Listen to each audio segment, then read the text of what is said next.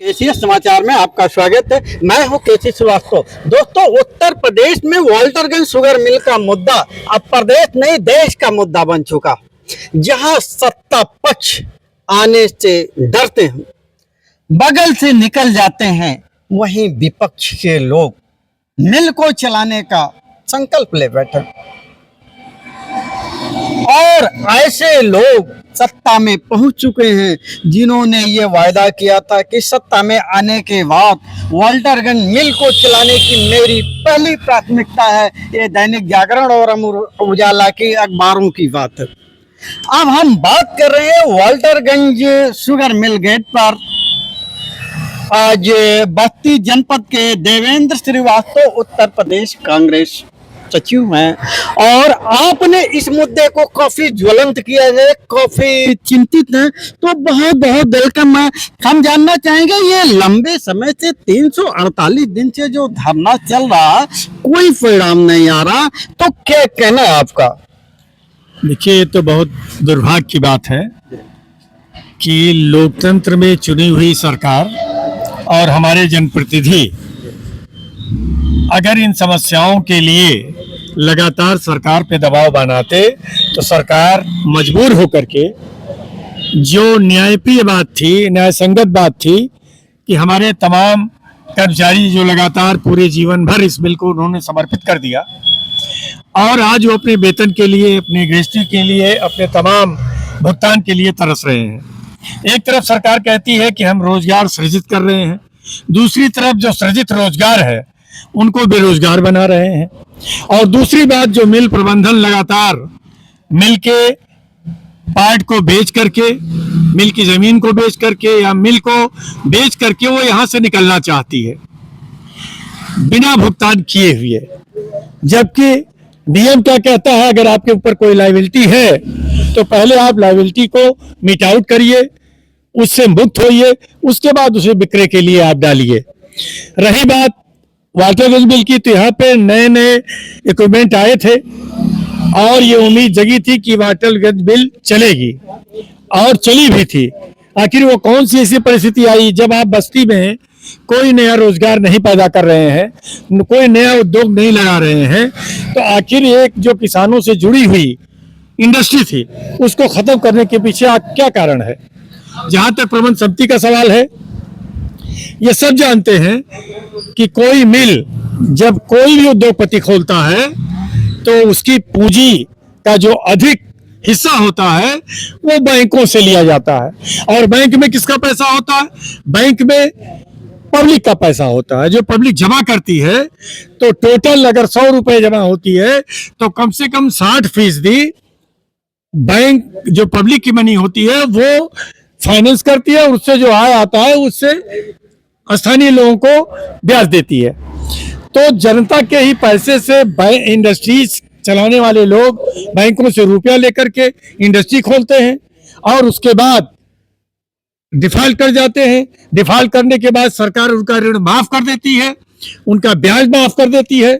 लेकिन जो मूल समस्या है, जो कर्मचारियों का वेतन है, उनकी नौकरी है या किसानों का गन्ना बकाया भुगतान है, वह दिए बगैर प्रबंध समिति प्रयास लगातार कर रही है। चाहे बस्ती मिल का मामला हो, चाहे वाल्टरगंज का मिल का मामला हो, कि वो किसी तरह से बेच करके निकल जाए। ये तो मैं धन्यवाद दूंगा यहाँ के कर्मचारियों को और यहाँ की जनता को कि उन्होंने इस नापाक मंसूबे को अपनी एकजुटता से, अपनी ताकत से इसे अभी तक उन्होंने नाकाम कर दिया है।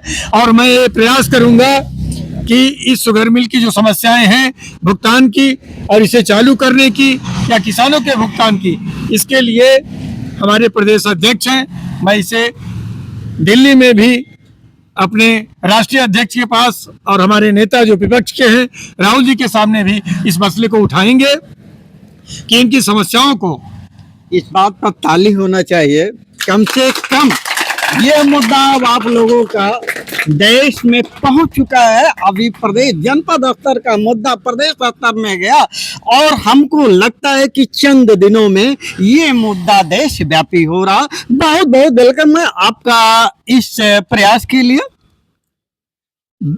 धन्यवाद। मैं अपने साथियों से कहूंगा कि जिस संघर्ष और जिस हौसले से के साथ अभी तक आप यहाँ डटे हुए हैं, आगे भी डटे रहिए।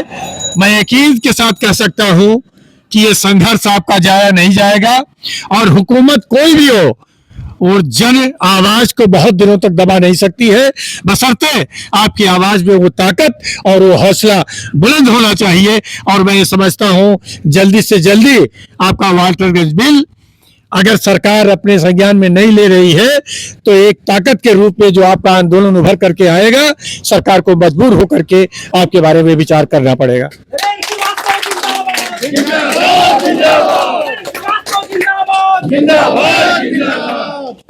तो इस तरीके से देवेंद्र श्रीवास्तव के आने के बाद आज से ये मुद्दा देश का प्रमुख मुद्दा बन चुका। अब हम बात करते हैं इस ज्वलंत मुद्दे को सबसे ज्यादा जिन्होंने आवाज दिया है, देवेंद्र श्रीवास्तव के साथ काजी सुहेल, कांग्रेस जिलाध्यक्ष। बहुत बहुत वेलकम है आपका। इस जो लंबा संघर्ष चल रहा है अभी तक ये दबाया गया, उसमें कारण ये जो सत्ता पक्ष के लोग रहे, अक्सर आते रहे और थोड़ा सा लुक छुप करके भाग जाते रहे। और उन्होंने कहा, ऐसे लोग बताएं जो वर्तमान में सांसद हैं, उन्होंने साफ कहा था मीडिया के पत्रकार वार्ता में कि सत्ता में आने के बाद मेरी पहली प्राथमिकता वाल्टरगंज शुगर मिल चलाने की है, लेकिन आज तक वो धरने पर आए ही नहीं। ऐसे में आपका क्या करना?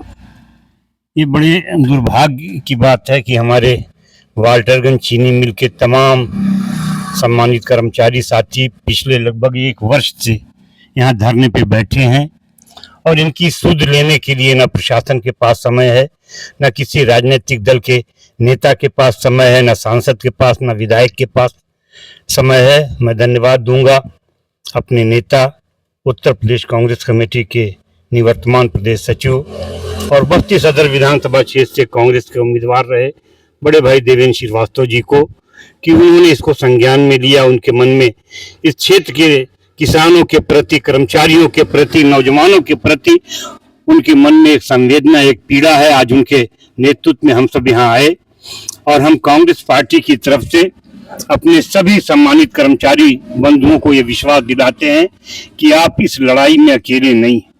अब कांग्रेस पार्टी पूरी मजबूती से आपके साथ, कंधे से कंधा मिलाकर इस लड़ाई में आपके साथ चलने का काम करेगी, आपके साथ कदम से कदम मिलाकर चलने का काम करेगी। मैं कहना चाहता हूं, आज केंद्र में भारतीय जनता पार्टी की सरकार है, प्रदेश में भारतीय जनता पार्टी की सरकार है, जिला पंचायत के अध्यक्ष यहाँ भारतीय जनता पार्टी के हैं, कांग्रेस का कोई न एमएलए है न एमपी, सरकार में बैठे हुए लोग और बस्ती जनपद के सभी 5 विधायक और सांसद अगर ये मन बना लेते कि इस मिल को चलाना है, किसानों का बकाया भुगतान कराना है, तो कोई बहुत बड़ी बात नहीं थी। और 3 दिन में, 4 दिन में अगर वो लोग चाह लेते तो मिल भी चलती और किसानों का भुगतान होता। लेकिन मैं अपने कर्मचारी बंधुओं को से ये कहना चाहता हूँ कि आप निराश ना होइए, आप परेशान ना होइए। हर संघर्ष में आखिर जीत अंतोगत्वा सच्चाई की होती है। आप सच्चाई की राह पे इस मिल को आपने और आपके पूर्वजों ने अपने खून पसीने से सींचा। यहाँ के जो मालिक थे वो अमीर से अमीर होते चले गए। मिल बंद होने के बाद आज तमाम कर्मचारी बंधुओं के घर में चूल्हा जलने का संकट आ गया। तो हम आपको अकेला नहीं छोड़ेंगे। कांग्रेस पार्टी पूरी मजबूती से आपकी इस लड़ाई में आपके पीछे एक भाई की तरह चट्टान बनकर खड़ी रहेगी। तो हमारे मिल कर्मचारी जहां अपने को अकेले साबित कर रहे थे कि मैं अकेला हूं, मेरा कोई साथ देने वाला नहीं है, सत्ता पक्ष के लोग ऐसाराम में लिप्त हैं। कुछ लोग कहते हैं हमारी सरकार नहीं, हम खाली विधायक हैं, हम सांसद हैं। कुछ लोग कहते हैं भैया हमने मुंडेरवा मिल चला दिया है, बहुत बड़ा तोहफा जनपद बस्ती को दे दिया। लेकिन ऐसा कुछ नहीं। आप तोहफा नहीं, आने वाले चुनाव में आपका परिणाम आपके सामने आ जाएगा। तो दोस्तों देखते रहें केसीएस समाचार। नमस्कार, धन्यवाद।